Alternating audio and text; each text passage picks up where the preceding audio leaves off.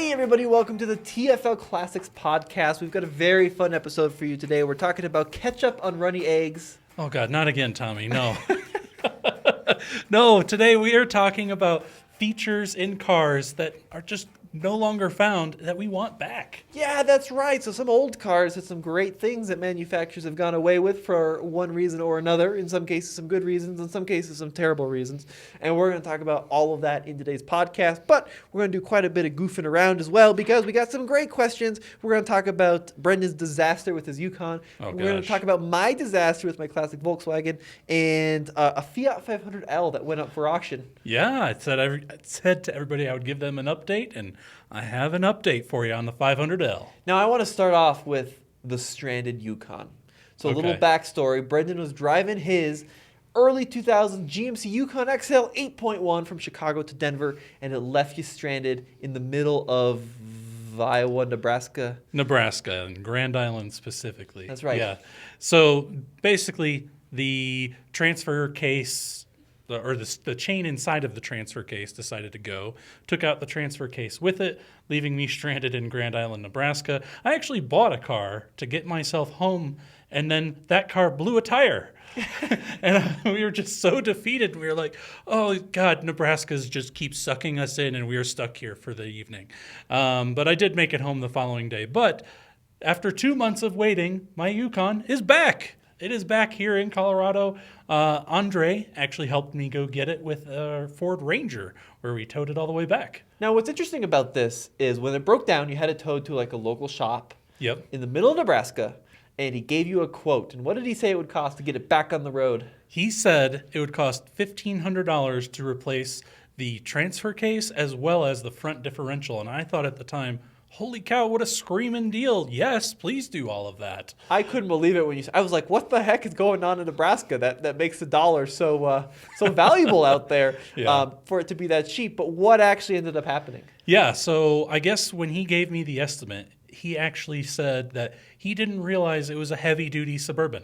Okay. He was estimating it on your standard, 5.3-liter Suburban, and that's why the quote was so low. But then he didn't communicate with me that he made that error, and then fixed it anyways and came back with a final bill of $3,200, more than double the original estimate to actually repair it. Now here's where things get interesting, right? Because for $3,200, he didn't fix the whole thing. He only fixed part of the things. Yeah, he only fixed the transfer case. Oh no! And so when you go and drive it, there's a pretty distinct hum coming from the front end that I don't know if it's the differential or if it's something else entirely. It's something I'm going to have to get looked at. So it's still somewhat broken. Now, were you able to talk this guy back down from $3,200? Yeah, I reasoned with him a little bit, and I just said, hey, man, you got to communicate better. And he ended up coming down to $2,400, which is where we actually settled. That's pretty good. Which is basically his cost. So in fairness to him, he didn't make any money fixing my vehicle, but he got what he had into it back out of it. Jeez, dude. So you saved yourself $800 by talking to this guy. Yeah, just by being a shrewd negotiator. Yeah, I'm not that shrewd negotiator. As I will now I will demonstrate why. So the Volkswagen I bought. Yeah. Which Volkswagen? The red one. Okay. So I've got a red 71 Super Beetle. Okay. And I knew there was some Bondo in it, but it looked so clean and it was so shiny and so red. And I was taken in by the chrome wheels and the fantastic convertible. It was like May of last year. I was just stoked to have a convertible. So I paid like market value for a 71 Super Beetle convertible at the time, which I think was like $13,000. And I was like, okay, well, it's not like the greatest car ever, but it looks good. It's got a great engine, good transmission, good brakes. It's going to be fine. Well, I went ahead and I put disc brakes on the front of it and I freshened up the interior. Now it was like it was a nice car. I just came back to it yesterday.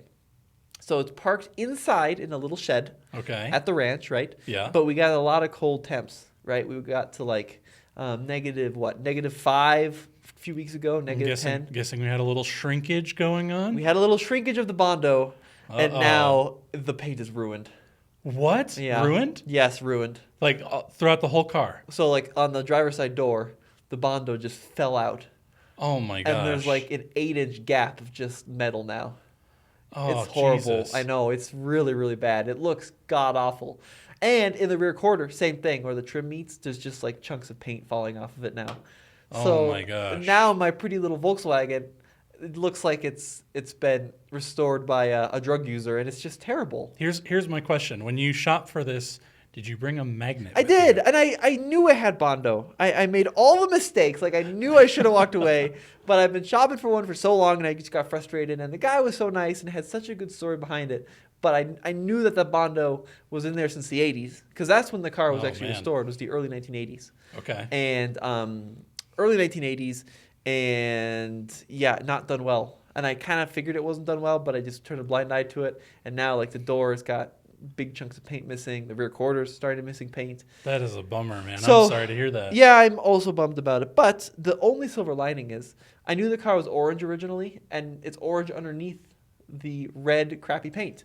Okay. So maybe I'll either sand it down and repaint it or bring it to a shop. But the scary thing is, like, if there's a little Bondo in the doors, I mean, what are, like, the important bits going to look like? Yeah. You know, like the quarter panels and are those just going to be no metal at all? You know what I think you should do? What? We just met we have a new friend. I don't know if we want to reveal that friend yet, but that just bought a vehicle of ours, of TFL's, that has a body shop. That's true. I think you should take it over to him and get his opinion on it. Maybe I will. Yeah, so there's a shop up in Longmont that just bought an old BMW of ours that does some body work too. So maybe that's a good idea. Maybe we can get it up there to him and get it fixed up, and maybe it'll be even better than when you bought it. Yeah. So, anyways, that was my depressing story. Oh man. With the Volkswagen. I know. So I don't know what I'm going to do. How's your Volkswagen? Is it working? Well, I'm afraid I don't like driving it in the winter. I'm wearing its shirt today to honor it, but yeah, so these old Volkswagens, the Beetles, the venting system on them, if you don't have the air conditioning option, which is pretty rare, right? It's basically just through the front of the car there are holes that then feed into the cabin. Mm-hmm. And if you have an old enough one that's not maintained that well, like mine, it's just always venting into the cabin. So the little flaps don't close the holes anymore. They don't really close. So if you drive it in anything below like 50 degrees, you're just sitting in the car shivering as if it's like you're riding a motorcycle, really. You just got wind blowing at you the whole time. Did you get a new clutch in it yet? Not yet. Oh, Brendan. I will before the spring, though. I will put a clutch in that thing. You're going to hold on to that thing, huh? I think so. Wow. I love it. Yeah, wow.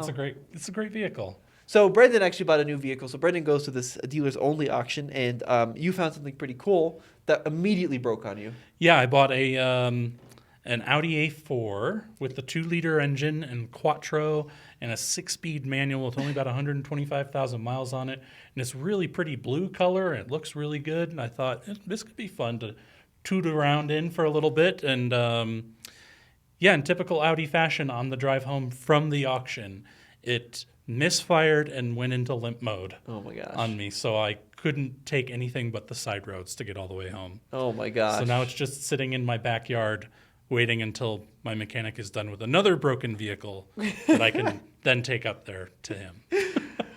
Brendan came to me like a few weeks ago and was like, I really don't like Audis. I'm like, well, that's just a big generically bold statement. And he's like, I don't have good luck with them. And then you proved it again with this. What year is it? 06? 06. 06 Audi A4. Yeah. Tan interior?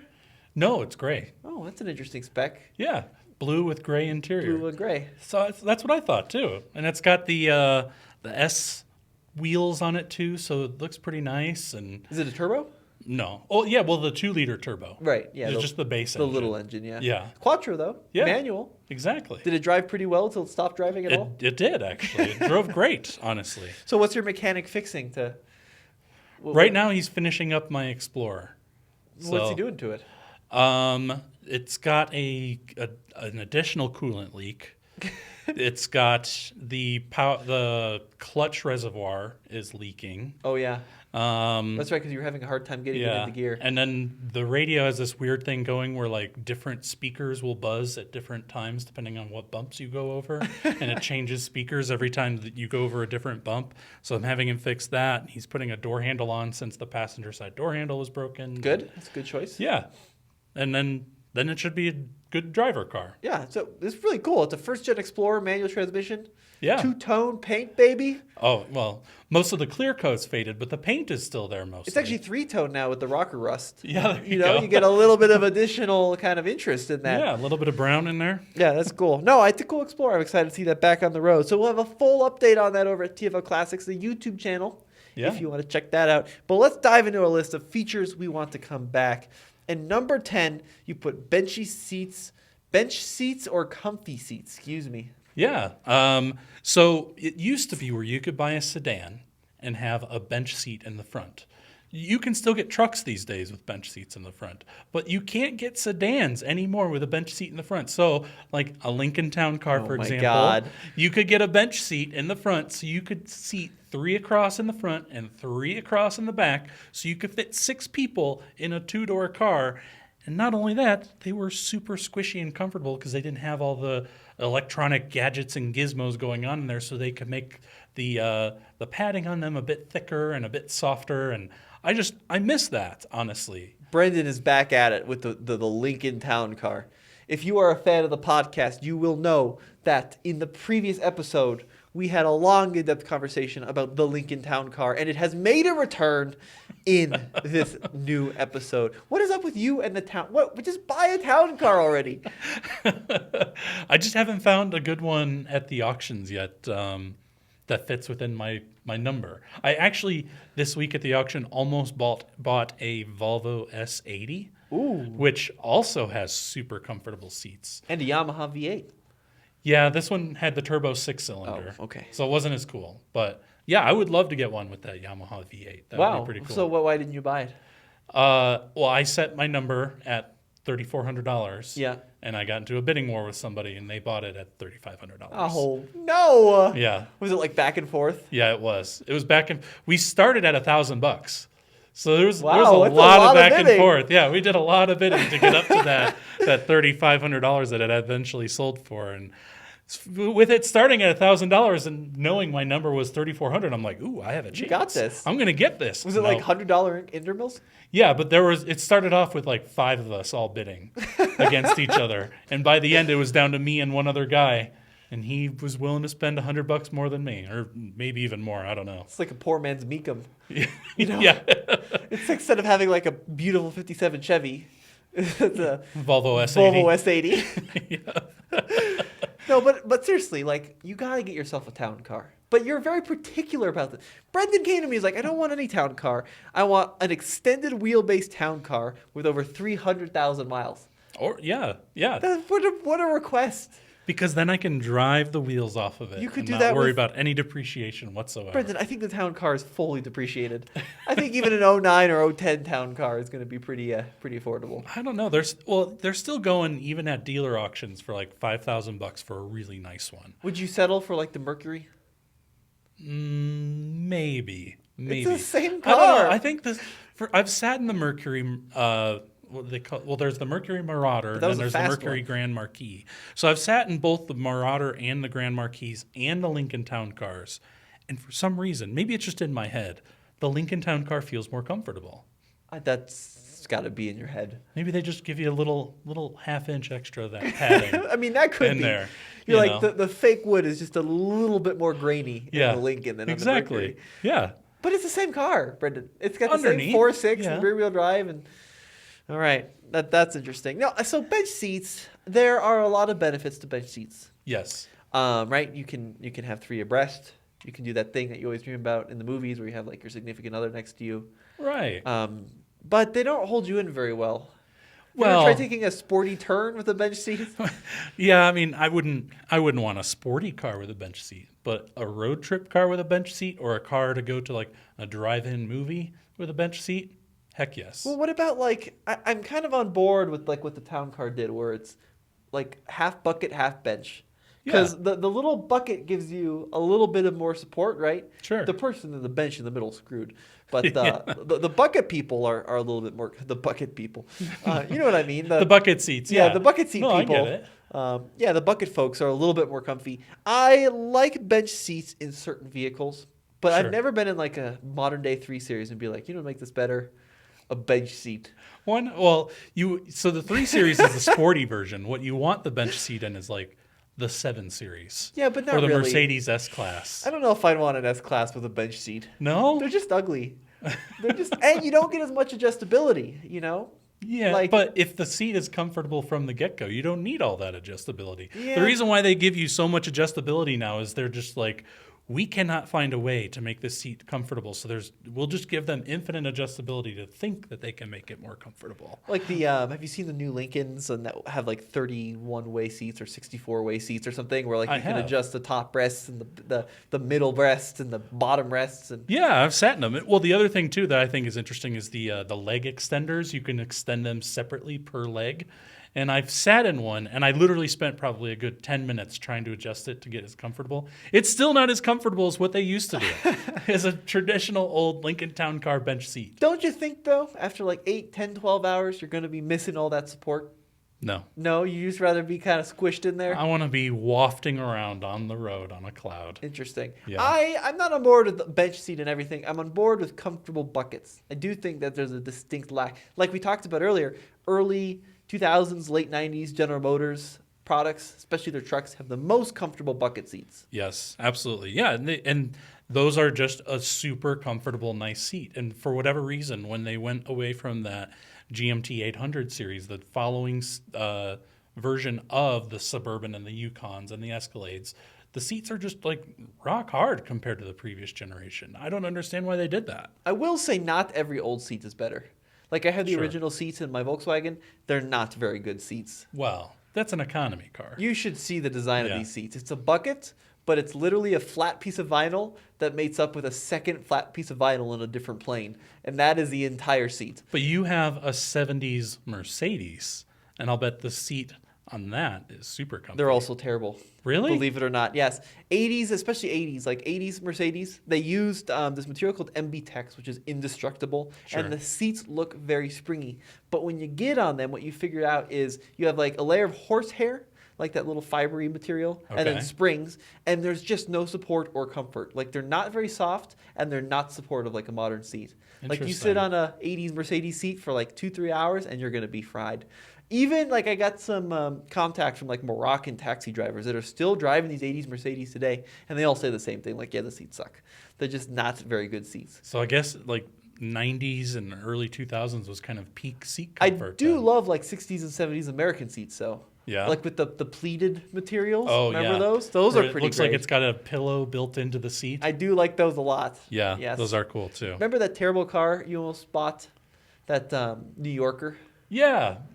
Well, 87 New Yorker? yeah, that one had super comfortable seats as well. Just give us a nice big pillow on top of there. Build it in. You know, I published a short on that New Yorker on YouTube, and I made the claim that 80s American cars were not very good. It was a low era, Sure. which I still stand by. There were Okay. some exceptions like the Typhoon and the Grand National, right? Yeah. But if you consider the quality and the design of economy cars, luxury cars, performance cars for the 70s and the 80s in America, they're pretty poor, right? Dodge Omni, Chevrolet Citation, the Pintos, right? Yeah. They're just not very good. And even, especially as we go in the 80s, the luxury cars like the Continental Mark V, huge. Mark VI, they made it tiny to accommodate fuel crisis, not good. The Cadillacs from the 80s, some of them good, but then you had the Citation, right? So it was a low point. You should have seen people's comments when I said that on YouTube. Really? People said I should be unborn. Oh, jeez. Yes, they were not happy about my comments on 80s cars. That comment actually reminds me of something one of my favorite comedians said. He said that I filmed my wife giving birth, and it's not for something to watch back on for our records.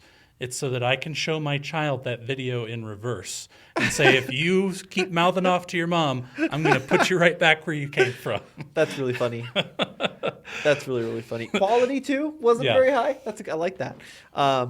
Anyways, that was pleated material. Number 9 on this list. This, for the record, is Brendan's list, and I don't agree with a lot of these. Okay. White wall tires. Yes. White wall tires look fantastic on most vehicles. Do they? Yes. What's the last? Let me show you white wall tires on a newer vehicle. Let's see if you still hold that thought. Okay. Why? Okay. Well, pitch me on the white walls. Well, it's a classy design. So if you have like that little chromed hubcap there in the center, like I'm picturing like an old Hot Rod or an old Beetle, and then you have those nice white wall tires. Or another thing too is like white lettering on tires as well. You just don't see that much anymore, and I think it really adds to the character of the vehicle. Yeah. I'm not sure I like white walls because think about it. You drive through road grime and through grossness and then your white walls are not going to look white. They're going to look like gray walls or brown Well, walls. Yeah. Look, Well, that's why they sell white wall tire cleaner. But- so you can help keep those white walls clean. It's almost like you're bleaching your tires. I would pitch to you that the white wall tire was a good design when manufacturers had small wheels and big tires because Yes. it kind of gave a visual aid to give the impression of a larger wheel, right? But if you ever see a modern day era car on white walls, for those of you watching on YouTube, this is a Cadillac DTS on white walls. That looks horrible. Well, yeah, there's not enough white wall. That's Well, the that's problem. the issue, right? Yeah. Manufacturers have these tiny tires, and then you put a white wall on there, and it just doesn't look good. Well, and then I find the question to you: do we really need such big wheels? Now, that is a good point. Yeah. I agree with that 100%. Why not just shrink the size of the wheels and give the option of adding some white walls and a nice little chromed tiny hubcap? And I think it would look good. I agree. I mean, I think that the wheels are far too big, Yeah. and manufacturers spend hundreds of millions of dollars every year trying to design new suspension systems and manufacturing suspension systems to accommodate for these enormous wheels and small sidewalls, right? Right. Your first line of any defense from bumps and potholes is not the suspension, it's the tire. And if the Exactly. wheel's huge and the tire's small, don't like it. Yeah, and an example is my 8.1 Yukon that I bought had really old tires on it when I first got it.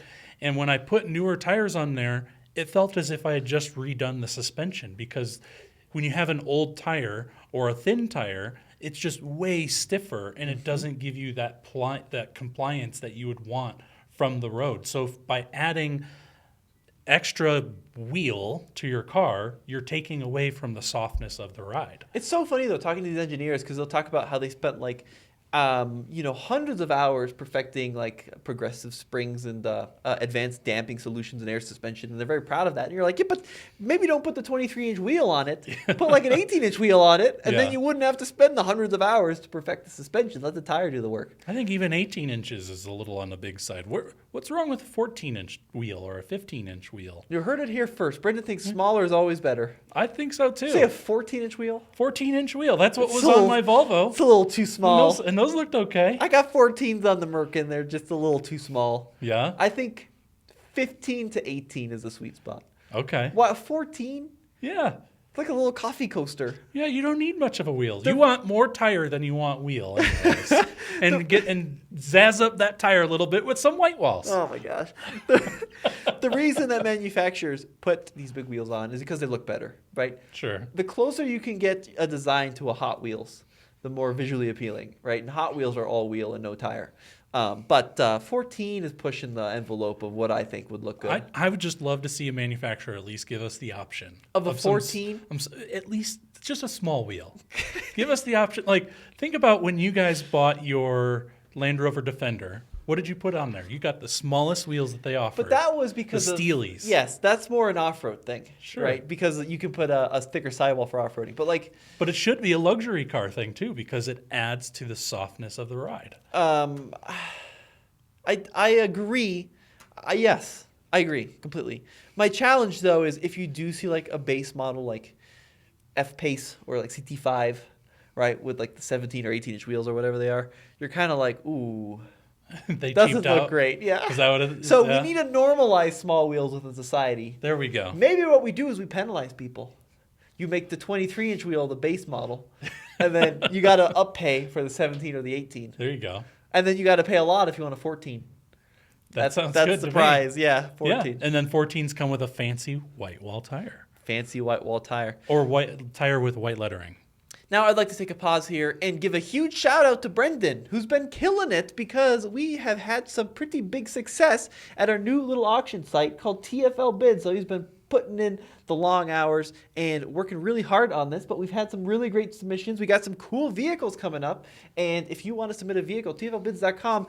You work with Brendan and Alex directly, by the way. Yeah, and shout out to Alex as well. He's been putting in a lot of work. We're refining it and really honing into what's going to set us apart from the rest. And really right now, what is setting us apart from the rest is we will get your car listed and sold faster than any other automotive auction site. In fact, we just had somebody submit a car to us today where we said, if you get us the photos today, it will go live today if you want. Right. So you literally could have a 24-hour turnaround if you get us everything we need. And we'll promote them on the podcast and the videos, and it's pretty awesome stuff. Yeah, so I'm really impressed with the work they've been doing.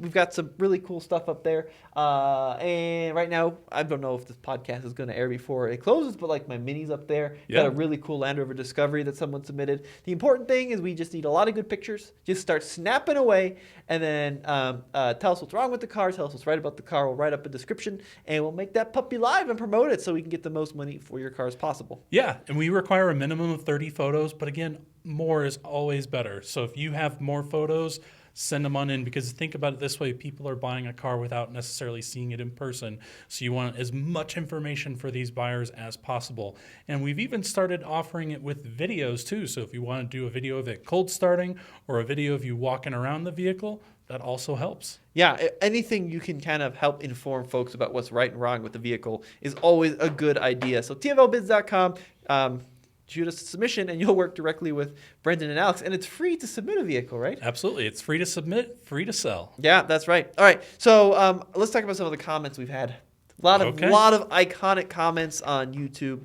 and you've picked a few of them from the previous podcasts. And what are we talking about today? So I picked some of the top ones, which is the ones that are the most liked. And then I grabbed a few extra that are just some that I thought were interesting. And so the top one was from Rob Irvin, who tends to comment on a lot of things that we do. Thank you, Rob. He said, Tommy and Brendan's friendship is reliable. Awesome job on this, guys. But next we need a podcast about every single Toyota that's reliable. It's going to be a long podcast. Oh, God. We're just going to list every Toyota ever made except for anything with a CVT, maybe. Are there any unreliable Toyotas? That's a good question. Oh, you know what's interesting? I've got a friend, actually. Yeah? I do have some insight on this. He is one of the leading Toyota mechanics in our area, and he is incredible. Like, he works so well, and he's so well trained, and he's done this for years and years and years. And I asked him, like, what are some of the more unreliable Toyotas? And he said the couple generations ago RAV4 that came out like in the mid 2000s, the early ones have a lot of issues. And didn't they have a CVT? No, they have They have a standard automatic. But my grandpa had one. He bought it brand new. Let me see what year this puppy came out. And he went through like 3 alternators and a water pump and like in 50,000 miles. It was crazy. Wow, that is surprising. Yeah, it was the 3rd generation, Cole's generation. Yeah. But the early one specifically, yeah, not as strong as you might expect. And he said the best engine Toyota's ever made, the 4.7 V8. Well, what's funny is, I was at the auction yesterday, and there was a Toyota Camry there. I'm trying to remember the generation. I think it was the early 2000s Camry, or maybe like 2006, 2007 Camry. And you turn it on, and it had engine knock at about 180,000 miles. Like it was pretty pronounced too. It's just knocking. And there was another dealer walking by as I turned the car on to see if it was running well, and he just looks at me and he goes, "Reliable Toyotas, right? I guess they're all reliable," and then walks away. Just thought that was interesting, because it's kind of a little bit of a joke, is that, any car can have problems, but a lot of dealers kind of go, well, everybody wants a Toyota, even though they're not all bulletproof. Although, I might wager, this could be a success story. Yeah. That Toyota may have gone 180,000 miles without a single oil change. It's possible. It's entirely possible. You just don't know the ownership experience there. Yeah, so, and you see that a lot at the auctions too. You don't know like what the maintenance has been on those cars, so it could have been just poorly maintained. But, I think as a rule of thumb, most Toyota products will go longer with less maintenance than just about any car. So, for example, you could get a Land Rover Discovery 2 to get 180,000 miles, but you're going to have to remortgage your house to do so, right? In a lot of cases. But speaking of the auction, you drove one of my least favorite cars in all of history. Oh, gosh. The Fiat 500L. Yeah. So This was a 2014 Fiat 500L with about 133,000 miles on it, just to preface.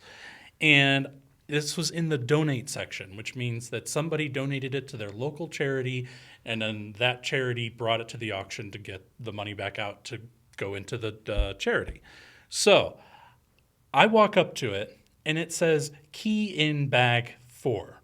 And what that usually means is the car is so nice that they don't want you to drive it. They want you to come and ask for the keys. Most of the cars at the auction, they leave the keys in them so you can just hop in and take it for a spin.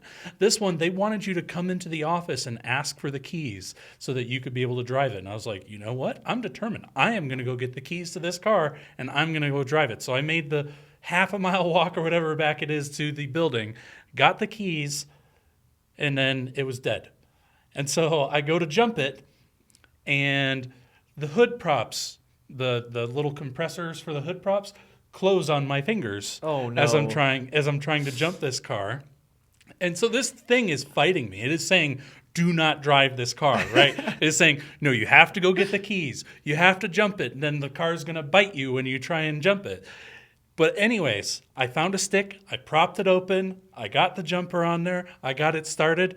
And it ran like garbage. Well, why were the keys in the office? Well, that's the funny part. So when I brought the keys back, so let me just say this first.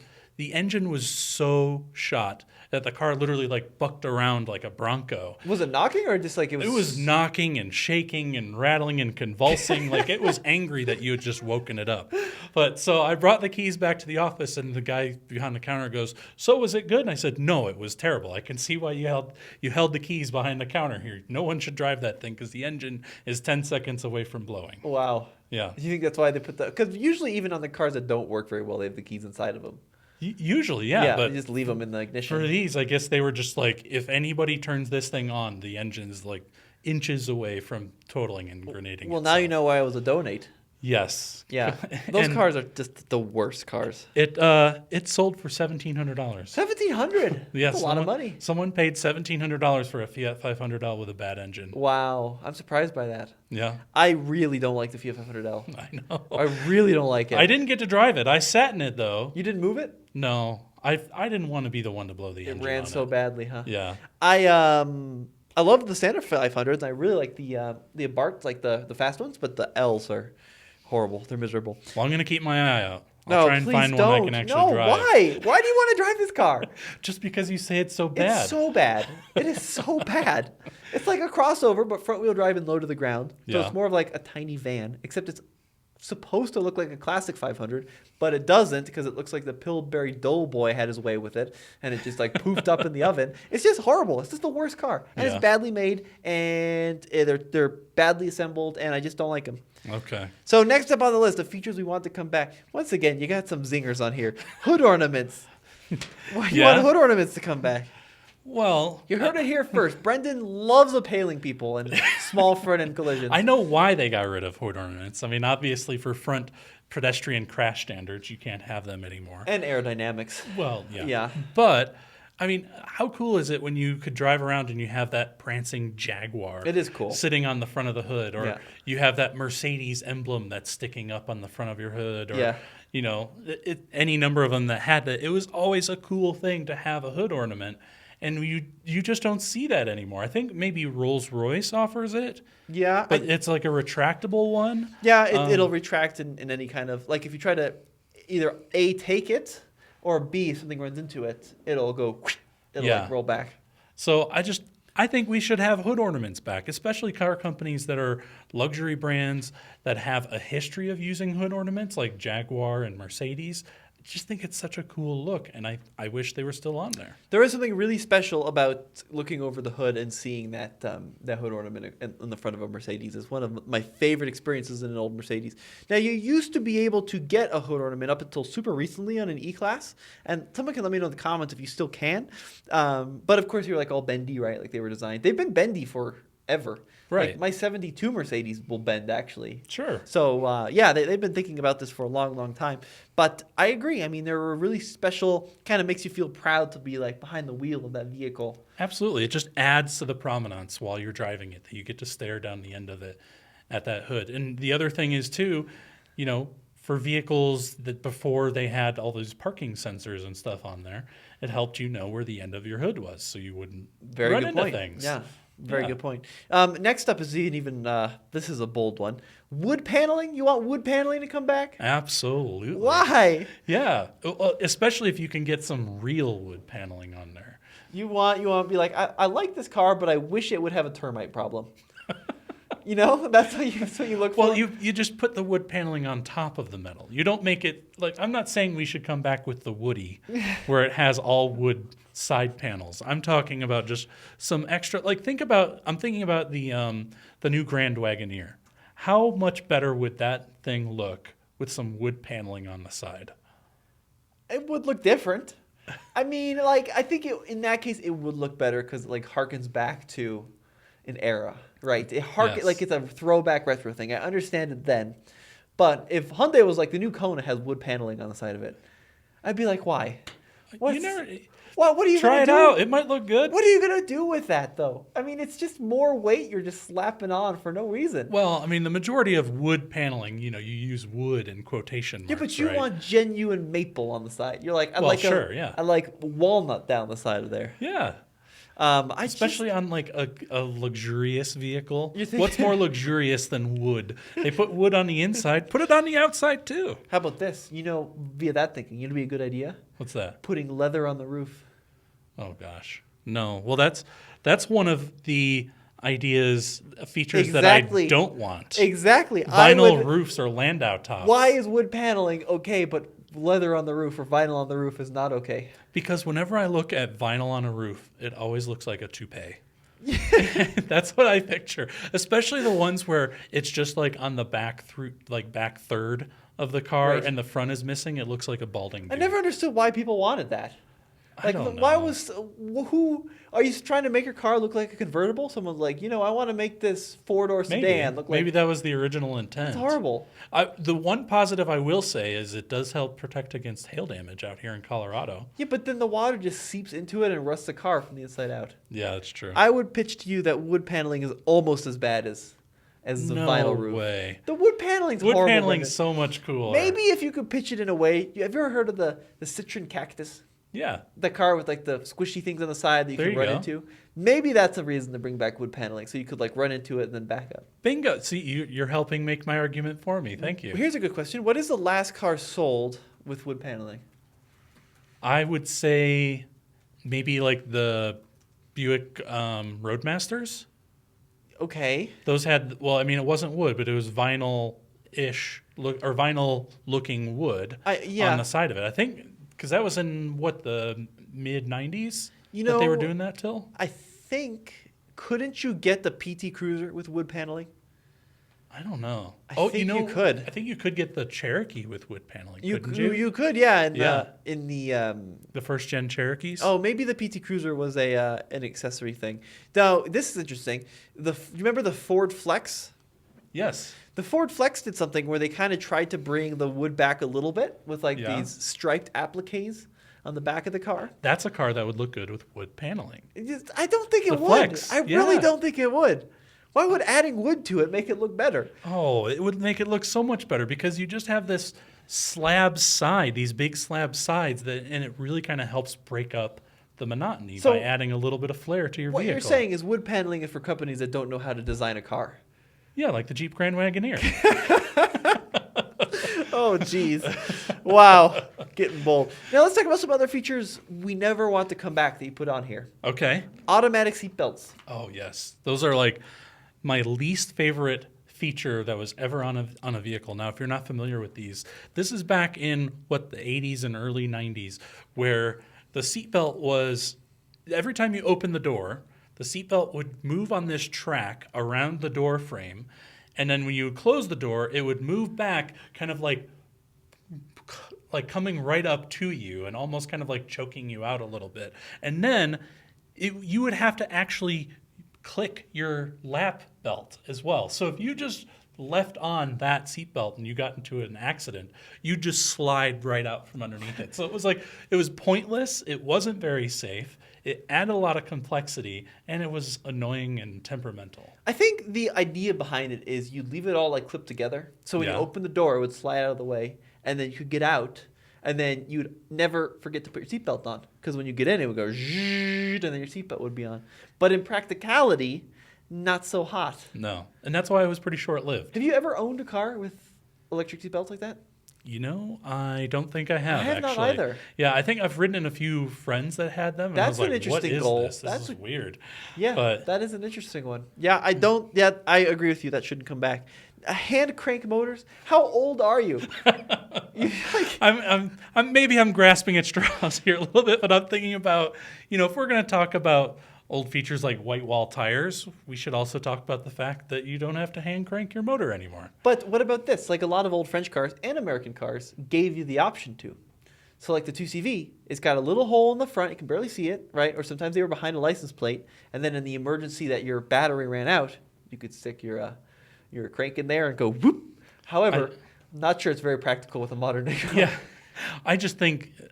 Imagine imagine hand cranking like a 5.9 liter V8. Yeah, Think it'd be you like- really have enough muscle strength to do that? My 2-liter direct injected turbo that Yeah. runs on 19 ECUs. I don't think you're going to be hand cranking that puppy. No. Well, and not only that, but I think that just also says what you're saying is they gave you the option of the hand crank.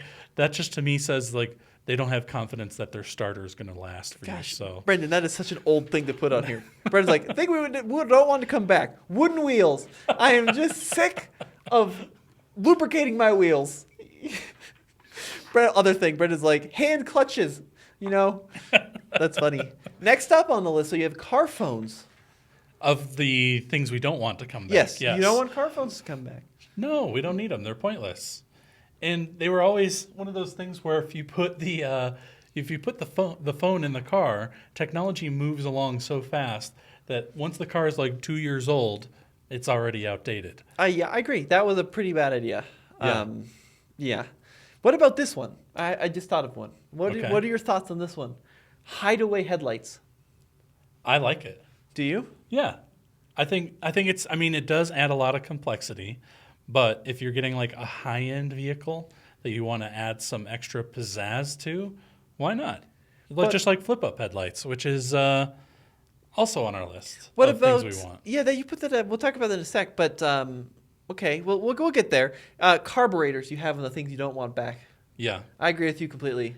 I know there are some people out there that prefer a vehicle with carburetors, but fuel injection, let's be honest, especially up here in Colorado with altitude, it's just so much easier.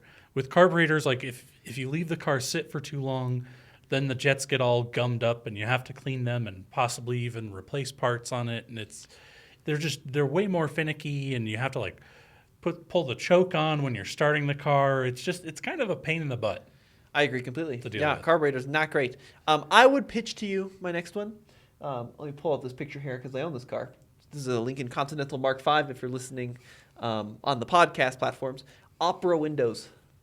Oh, yeah. These little round windows. Yeah. I think those were terrible Yeah. because it doesn't match anything else on the car. Well, and they're kind of useless too. It doesn't add a lot of blind spot visibility. No. I think it's supposed to look like a porthole on a ship. It's supposed to bring a nautical motif. Sure. Don't like that.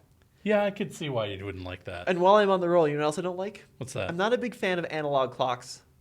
Really? They just take up a lot of space in the middle of the dash. Unless it's like a centerpiece. A really well done analog clock looks great. But we had an Escalade with this crappy plastic. It was supposed to be a Bulgari clock, but it just looked terrible. Right. A bad analog clock is worse than no clock at all. Yeah, I would agree with you there. I would reserve that for things like Rolls Royces and Bentleys and everything else. Just go to a digital clock. Another thing you have listed on here, manual windows. Yeah, not a fan. Why? It's less to break, though. Think about it. Like sometimes when we're filming, we'll pull up to each other and try and say something to each other, and we'll be on the passenger side. If I have manual windows, I'm like reaching all the way over to get that window cranked down just so that I can talk to you. What about the folks that'll say it'll never fail? They fail. I had manual windows on my Baja Bug, and it failed. Well, yeah, but everything's failed on your Baja. Well, how did those fail? They just It got stripped out somehow, so it would take 3 cranks to move it. What it should be only 1 crank. Your Dodge truck also failed. Yeah, that's true. Yeah, it just slipped out of That's true. the guides, and so it just kept falling down. Now, everybody has that horror thought, though, where you're driving along and then you avoid a baby that's stuck in the middle of the road and you drive into a lake and your car is sinking and then the battery shorts out and you have no electrics in your car. Manual windows. Get out of there, Crank those windows down and make your escape. Here's the thing that I think I would do if I were to do that. As soon as you drive into the lake, immediately just open your door. Well, but you can't. Immediately. You have to. Well, you'd have to do it real fast. Yes. Because as the water rises and you have that pressure difference, and then the door won't open, you got to wait for the car to sink entirely, and then you can open your door, which sounds terrible. Right. You got to be fast, Brendan. Yeah, you just drove into a lake, so you better act quick. Now, going back to things you do wish would come back, you have tail fins. Yes. I mean, think about the 50s Cadillacs, right? Yes. That had these beautiful designed tail fins and tail lights that are chrome accented.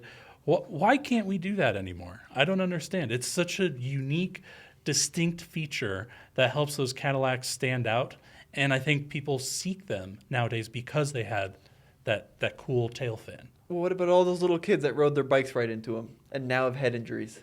Are you going to tell little Timmy he can't eat ever because he just has a head injury because of a tail fin? If a kid's running into a car, I think we have more to worry about than the tail fins on the car. Have you met the kids these days, Brendan? No, I think tail fins were really cool, right? It was a kind of an iconic feature of the jet age, right, where all the manufacturers were trying to make their vehicles look like airplanes. And I think they're fantastically cool. It'd be challenging to incorporate them in a modern-day car. Here's my question. Is there anything safety-wise that's really holding us back from doing it? I bet there are. Yeah? I bet there are. Yeah, I bet if you look deep into the NHTSA guidelines or whatever, there's like, in the event of a rear-end collision, there's a 90% chance that the stylized taillight's going to break off and fly through the windshield. Oh, my gosh. But I don't know. I could be, yeah. I mean, it's kind of a shame that they went away. And I liked, there were all sorts of different shapes and sizes, too. Like, there was the vertical ones, right. And then Chevrolet had the horizontal ones. And then my favorite, I'd love one of these cars one day. It's one of my dream cars. The 1959 Buicks had these diagonal ones that just look, they're called Delta Wings. Oh, yeah. And they kind of come They're off kind of at like an angle. up at an angle. Oh, yeah. I think that is such a cool design. Isn't No, that I agree. fantastic? That is so cool. I really wish we could do more interesting stuff like that today, because cars today could really use a little extra, a little extra pizzazz, a little extra styling, and I think that could really be a way to help make them more distinguishable. Probably the reason that they don't go back to it more than anything is fuel economy. I mean, so much of modern day cars is dictated by drag coefficient, right? And maybe they're just not as efficient. Although planes have them, and planes do pretty well, but planes use them for control. I don't know. But if you guys know the answer as to why we don't have tail fins, I bet it was safety. Let us know in the comments. Safety and fuel economy would be my bet. Maybe cost to manufacture. T-tops that's a good one. Yeah. So the one car that recently came out that I think is actually bucking the trend away from T-tops is the Hummer EV. Great one. Right? Although it's not really a T, it's because there's 4 of them, right? So it's a little different than H-top. It's kind of an H-top. Yes. But I really do miss T-tops because they bridge that gap between a full-on convertible and a coupe. So you can have the look of a coupe, but be able to pop those T-tops off whenever you want to have a little more air in your hair. The challenge with them, though, is you have to have a place to put the panels. Yeah, I agree. Yeah, there are a lot of cars, too, where you'd pop the tops off and there'd be nowhere to put them, and you're just like, well, I guess I'll just leave them in the garage. Hope it doesn't rain. And then if you do have them and you stick them on before it rains, a lot of the times they would leak. Yeah. That's the other challenge. But that they is were the cool. downside. They are a cool design, and I think that it's nice having kind of that feeling of safety with having that roll bar there in the middle, but still having that open air experience. They look great. Yeah. Yeah, I'm all about T-tops. I think we should do it more. Gated shifters. Yeah, so if you think back to like a 60s Ferrari, or even I think one of the last cars that I know of that had a gated shifter is like the Audi R8. Oh, yeah. Where you're shifting that manual transmission, you have that satisfying little clink every time you get it into gear. It's just so cool. I drove I think it was a Ferrari 355 once that had that gated shifter, and it's so satisfying. Yeah. It is a cool thing. I agree. I mean, first of all, having a shifter in general Well, is yeah, a cool thing. The one thing I will say is like they're pretty hard to drive fast. that's true. You know, you have to be kind of patient with them because you don't have any leeway. Like there's a metal stick in the way if you don't get your shifter in the right position. But they make a great noise. That R8 shifter, you're right, it was incredible. It was a truly amazing piece of work, and I'm so glad that they went with it. But they're very expensive to manufacture as well. Yeah. It's a very costly proposition. Now I have a tangent here. So Okay. something a little different from the list. Tommy recently went to Hawaii, Yes. and I have a question. So I know everything is more expensive in Hawaii because it has to be shipped there. Sure. Do they have all the vehicles that we have here in the 48 states also in Hawaii? Like, do all these manufacturers like Mitsubishi, for example, that doesn't sell a lot of cars here, do they take the time to send their cars to Hawaii? Believe it or not, I think the answer is yes. Wow. Yeah, I saw just about everything. And I saw dealers for Toyota, Kia, Honda, Hyundai, Chevrolet, like Nissan, BMW, Mercedes. Yeah, I mean, basically everything is out there. Really? Yeah, I think Interesting. servicing might be a challenge, right? And Sure. you do pay a lot for things. But yeah, I mean, the number one vehicle I saw everywhere was Tacomas. Japanese Yeah. vehicles, certainly. And I And, wonder, like, well, I guess they are closer to Japan. yeah, well, Tacomas are manufactured in stateside, but if there's a vehicle that is manufactured in Japan, do they make like a little whoop? Do they Do send they it on just go straight to Hawaii? a separate ship, or like how does that work? How do they get them there? Yeah, that's a good question. I don't know. I looked into shipping a car to Hawaii, and it was ungodly expensive. Really? It was like several $1,000s. Yeah. Oh man. But that was Well, and that it was probably a good takes question. like what, a month or two to get there. It would take some time. Yeah. Yeah. Well, and the other thing that I've been curious, or that I thought was interesting too, is there was a commercial that came out. I think it was like maybe 15 years ago, where they asked the question. Said, "Why do they call the highways in Hawaii the interstate?" That's funny. That's good. I didn't think about that. Yeah, and they do. They call it the interstate in Hawaii, right? Well, Or do they not? Am I wrong? I don't know. I don't know if they have interstates. The big island I was on, I don't think has interstates. It was Okay. just like kind of these little roads. I don't know. Someone in Hawaii will let us know. Okay. That's a good question. So I'm going to deviate from the list here. All right. And pitch you on some things I wish would come back. Okay. Ready? Volume and tune knobs. Well, we still have them. They're just all on a screen now. No, absolutely not. Yeah. I have no interest in that. Yeah. No, just a physical, because I see what you're saying. So yes, an actual physical volume knob. yes. Yeah. Well, isn't that making a comeback? So I know Honda, right, just put volume knobs in their new Accord, didn't they? I think they did. Yes. Yeah, right. And I know a lot of people were complaining with the newer Volkswagens. Well, Honda had a whole that thing. had it too. Honda went away from altogether, and people got so Right. mad that they brought them back. Volkswagens, I don't know. Volkswagen needs to. Well, they had those capacitive touch things on They their still steering do. wheels Yeah, that- they're not good. that And people on don't the like. screens, if I recall, for like tuning and stuff. Yeah, it does not work. No, I agree though that a volume knob. I don't know about a tune knob. I'm not listening to the radio as much as Tune knobs, as Brendan. you. That's the dream. Right. Tune knobs. Maybe a skip button. Yeah, skip button so is you can okay. Fast forward and just make that part of the tuning. Volume and tune knobs. It's such a game changer. No, I agree. Especially volume knobs for sure. Okay, next thing. Yeah. I just had it in my head. Oh, physical controls for the climate control. Yeah. You know, Well, I think again, it's making a comeback. So if you look at the cars from like, what was it, like 2013 to 2020, everything went capacitive touch for some reason, or Right. it went onto a screen. I think a and lot of everybody was so frustrated. a lot of that is cost because it's cheaper Yeah. just to build a piece of software than to actually make a button. Okay, next thing.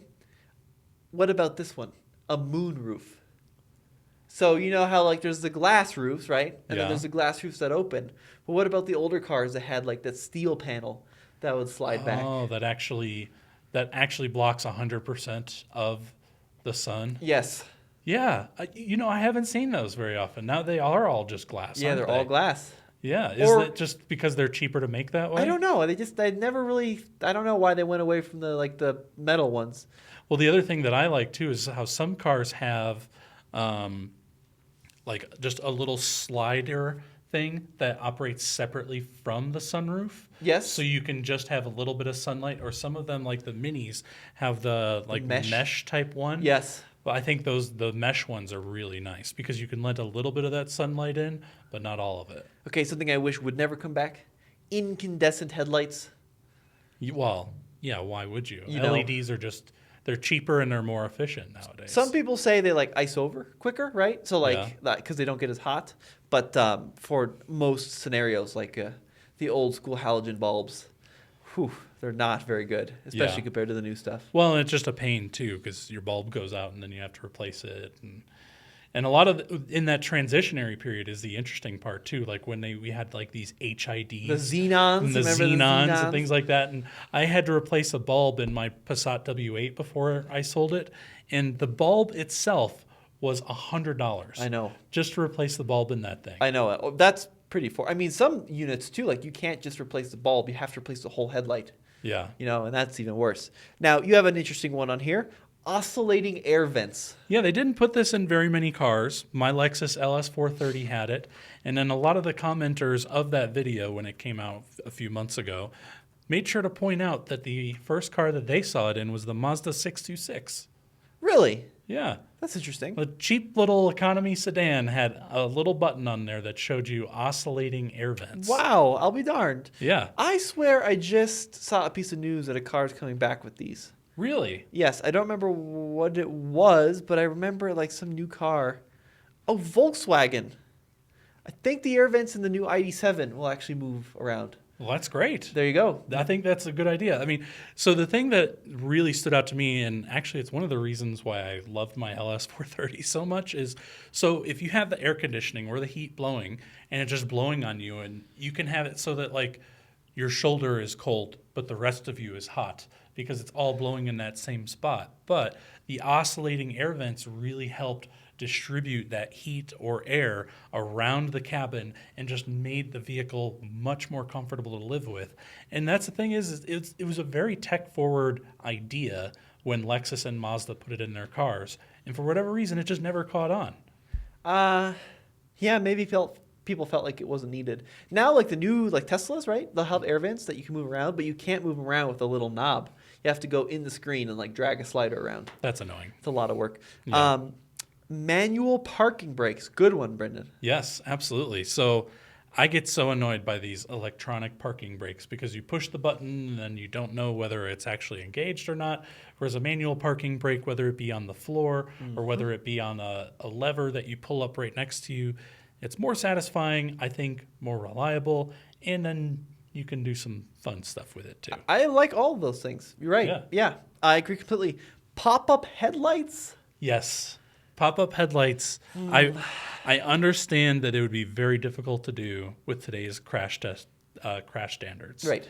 But if there was a manufacturer out there that found a way to do either pop-up headlights or, like we mentioned earlier, hideaway headlights, I just think it'd be really cool to have something like that back. It was such a unique thing to have and so satisfying to see those headlights pop up. Well, a lot of the reason that they had them in the States, right? Like the, whatever that thing, the Toyota was the 86 in Japan and it had a name here in the States. So was it a Corolla?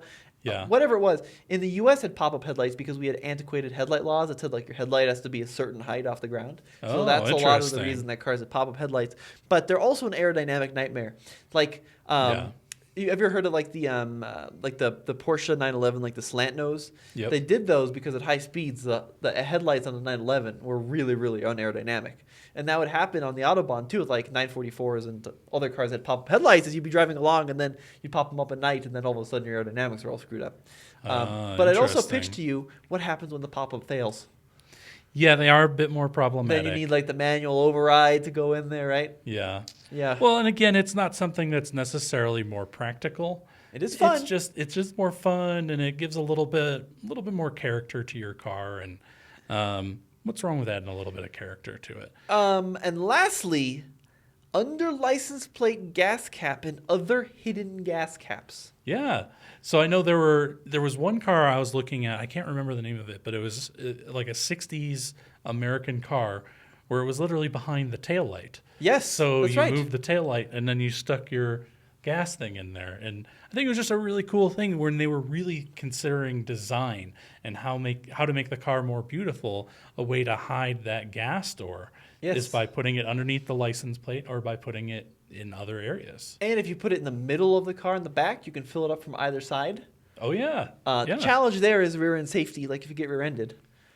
You know, it's not a great place to kind of... Well, you just move the tank a little further in. Yeah, but you got the hose, right, with it's got the gas in it. I saw so the Wrangler YJs built from 87 through 95. One of the last cars I think that had it in the back there was behind the license plate in the rear. And I was following one the other day, and it's clear he forgot to put his license or his gas cap on. Oh. Because he made a turn, and all of a sudden, like, all this liquid started pouring out of the license plate. And you're like, what is that? And it's gas. It was gas. I do like those. Those are fun. Those are fun and clever. Again, I think the general gist of this is just adding a little more flair and a little more character to our cars. Because we used to do that with all of these, whether it be wood paneling or T-tops or interesting gas caps. Not wood paneling. Well, we just don't do that anymore, and I wish we would find ways to add more flair to our modern vehicles. I would pitch to you that I also miss chunky bumpers. I know they're ugly, but they are very useful.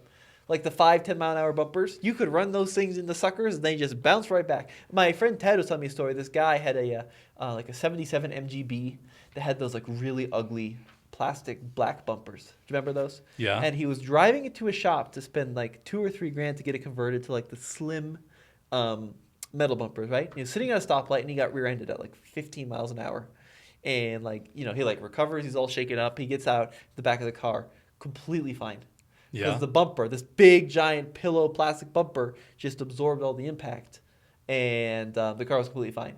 And then he turned right around. He canceled his appointment to get the thin metal bumpers on and drove it home. He's like, wow, these have proven themselves to be worthwhile. Yeah, that makes sense. I mean, if you think about it too, like think about when somebody's like in a truck and they rear end somebody that has a regular passenger vehicle and they say, yeah, my truck was literally unscathed because it has these metal bumpers. Yes, same thing. But the passenger vehicle has a painted bumper and, well, now it needs $1,000 worth of repairs. And the other one I would pitch to you, the biggest thing I miss from old cars, tow points.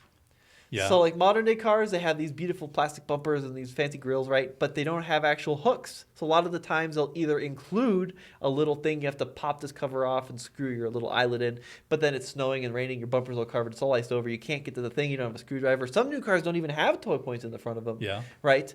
But having just like a little hook underneath the front bumper, which a lot of old cars had, or even two, like your Volvo had it, my Bug has it, right? They're in all four corners so that you can just quickly pull that car out of like a ditch or out of a snowy situation.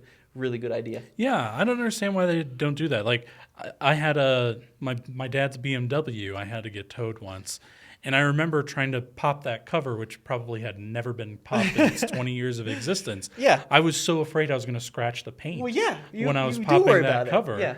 You know, it would have been nicer to just be able to be like, well, you just hook it underneath the bumper here and it's fine. Yeah, exactly. And that's what old cars did. And we need to bring those back. That was a great idea. So let's run through some comments really quick that we got. And a huge thank you to our Patreon supporters. We did get a couple of great patrons this week, which I'm really stoked about. Huge thank you to everyone that supports us over at Patreon, TFL Studios on Patreon. Yeah, thanks, guys. You guys are just the best. Now we got some great emails. Someone sent us an email here.